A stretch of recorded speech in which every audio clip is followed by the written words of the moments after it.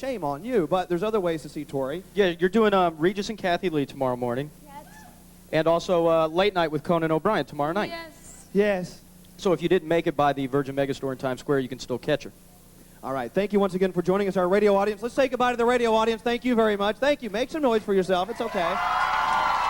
All right. Once again, this has been live from the Virgin Megastore Times Square, the center of the universe, Tori Amos on the world-famous Z100. Perfect.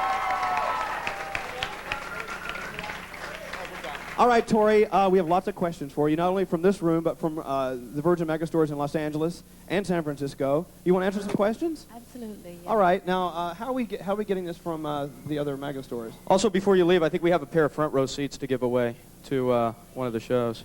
Oh, we do? Front row? Oh, yeah. Yeah, they're front row seats. Really? Wow. Sorry we told you about that. He's kidding. We don't have front row seats. So, well, they're kind of up front, like maybe second row. They're in my pocket. All right. Now, let's get the questions from the West Coast. Now, where are those coming through? While we're doing that, who here has a question for Tori? If you're up front. Hello. Oh, wow. What's your name? Hi, Amelia Zirin Brown. Let me introduce you to Tori Amos. Hi, Tori. Hi, Amelia. My question? I was wondering, what's your creative process with writing your songs? Do you start with the lyrics, or do you start with the music? It changes all the time, really. I'm trying to get to a place where I'm not so regimented. I do sit down and work with something. I might have just been driving somewhere, and I hear something, just, I don't know, a phrase, and I'll write it down, and then I'll start working with it. But I don't have like a formula or anything. It just comes when it comes? Well, there are two levels of thought. It comes, there has to be an intuitive side, or you're just a hack. You know, you just sit there and you're writing to try and, try and write. Do you ever feel like you have to keep on moving and write it down? And yeah, but you have to be motivated. I mean, or else I'm writing for the wrong reasons at this point in time in my life. When I wrote Little Earthquakes and from then on, it was really about if something inspires me, then I sort of go to the piano, I get the thoughts down, and a lot of times it'll take 9 months to finish something, or it'll take 9 minutes.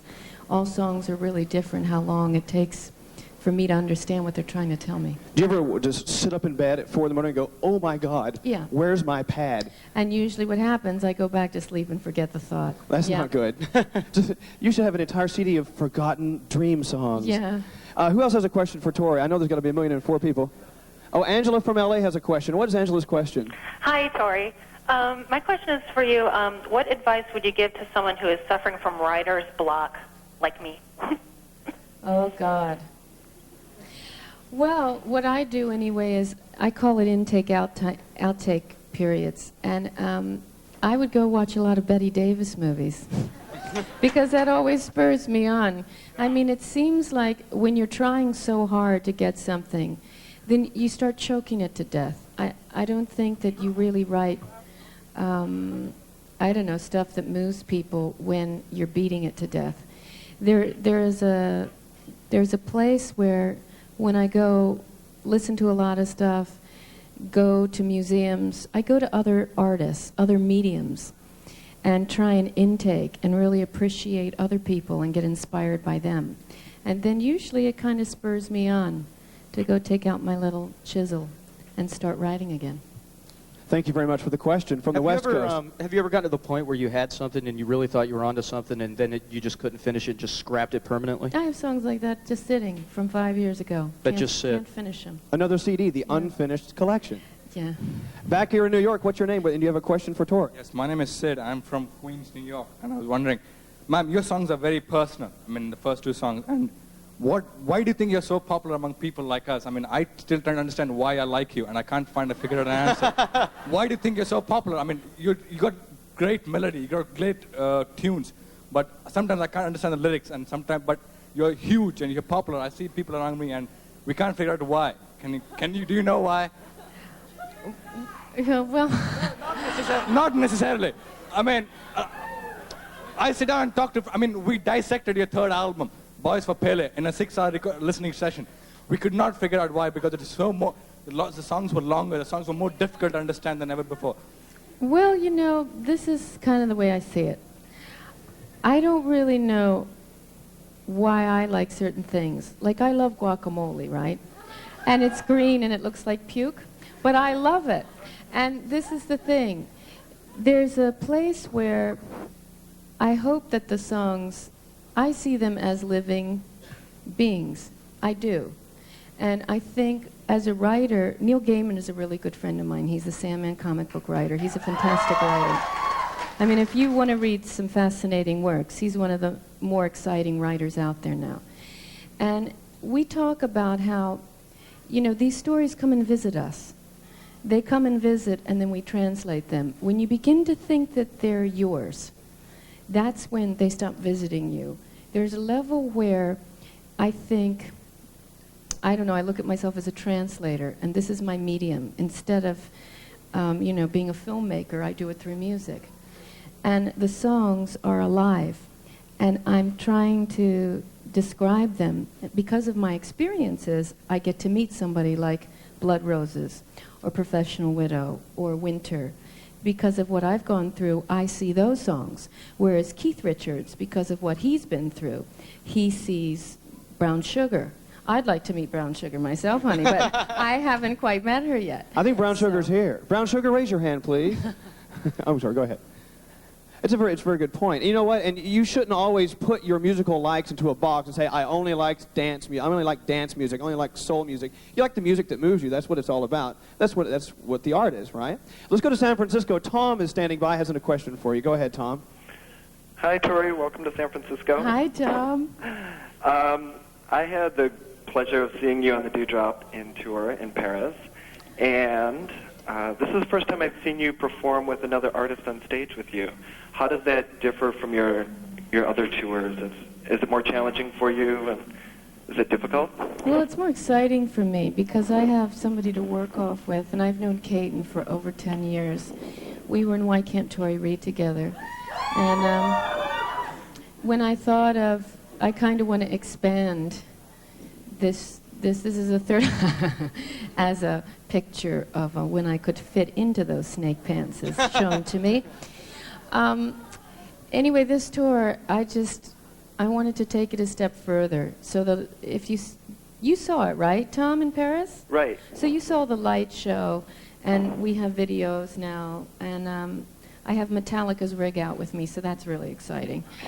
And I have the harpsichord with me live. And I just wanted to say, each night I need to challenge myself, or it's going to be boring. If it's boring for me, it's going to be boring for the audience.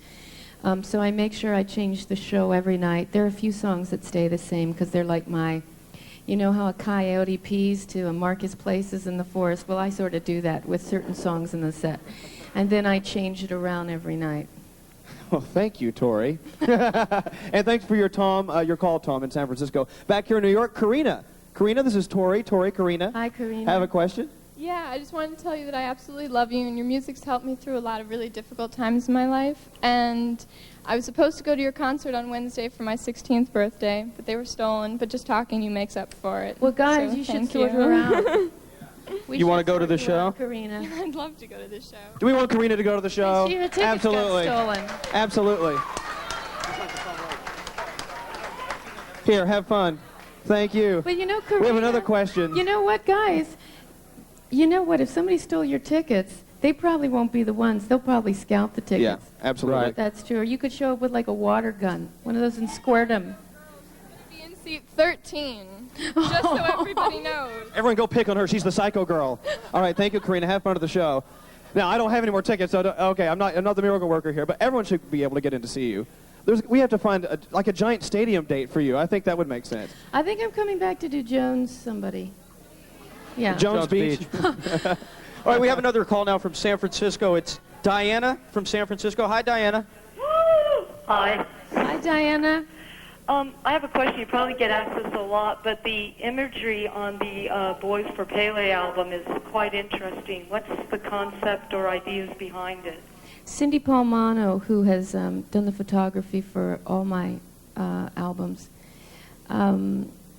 is somebody that I have to sit down and kind of go like this with for about 10 minutes, because Cindy, when she heard the work, she heard it before anybody else did, besides the guys that recorded it. And she would just sit at the foot of the piano for days on end visiting me. And she would tell me what she was feeling. And she said, we have to go back to the South. She's British. And she said, I just keep feeling that this is so much of your vision of when you were a little girl of the South, which is true. Because this is like when your soulmate and you separate and all these things sort of come up, that feeling, that's what this record is about. It reminded me of things that are hidden. And things that are hidden take me to the South, because that's such a place where so much is hidden. Consequently, Cindy and I took our team of people, Karen Benz, who I've worked with for years, and many other people, and we went there for a week, and we shot what we thought was hidden. Hidden in the heart, hidden behind it, hidden in that little place in your brain that goes, and we wanted to make those pictures come to life. Thank you very much. Thanks for the call. We go back to New York. Hi, Tara. Hi, Tori. A question Hi, for Tori? Tara. Yes, I do. It's not a very deep question, but it's something I've always wanted to know. When your hair was its reddest, can you tell me what dye you used? Yes, absolutely. Yes. Thank you. Yes. First of all, I used peroxide 40. Sometimes I'd go to 30 just when I was burning my skull. And when you were feeling giddy, you went to 30. I went to 30. And I used torch crimson torrids, a bunch of that, with a splash of rosewood brown, beautiful reds. Now, I just added like this much of that, but this much torch crimson. So 1 3/4 torch crimson and a quarter rosewood brown, and then 2 peroxide 40s, and, Now it, you know. and it kicked. Very much. All right. And now we go back to San Francisco. Liam has a question for you. Go ahead, Liam. You're on with Tori. Yeah, hi, Tori, and welcome to the Mad Fab City by the Bay. You've already talked about the imagery, but one question everyone keeps on coming to us here and asking the Virgin Megastore in San Francisco is, what's the deal with the pig, Tori? Well, Liam, the deal with the pig is that, you know, first of all, that's my Christmas shot, my Madonna and Child. And my father's been wanting me to do Christmas cards for years. And I really kind of thought about, you know, there's so much, especially in the Christian upbringing, because I had it for a long time, was you hid what you really felt, what you were thinking. It was shameful, it was wrong. You know, what is a respectable woman? I know nursing pigs would have never been acceptable. And so that which is non-kosher, that which is hidden, that's what I wanted to bring forth. Well, I think it's definitely made the point there, Tori, and some good, interesting thoughts Liam. conjured up in this end, I tell you. Thank you very much. Absolutely. Thank you, Liam. Thank you very much. Okay, we have one more question back here in New York. Charlie from Ozone Park, Queens. What's your question for Tori? Tori, my name is Charlie, and I'm a huge fan of yours. I've really just been introduced to music within the past year and a half. But I write a lot of poetry, and I wanted to know if you write a lot, and that's where the inspiration comes from, and kind of thrust it into the music from there. I read a lot of poetry. I always write it with the music. For some reason, I can't write it without the tone. Right. If I don't hear, Right. I can't go there. But Sylvia Plath, one of my favorite writers, who I've read and read and read, a lot of times I'll go to her, I'll go to many other poets, and spend time, you know, in the intake period, between my Betty Davis movies, and Sylvia Plath, a bit of guacamole. Thank you very much, Charlie. Thank you, everyone who came out today. It's time to wrap it up. Once again, Tori Amos, live at Virgin Megastore. Thank you, everybody. Remember, she'll be at the theater at the Paramount tonight, tomorrow, and Wednesday. Regis and Kathy Lee tomorrow, and then Conan O'Brien tomorrow night. That's right. You have to watch Regis and Kathy Lee. Once again, Tori Amos, everyone. And thank you for coming out. Have a safe day.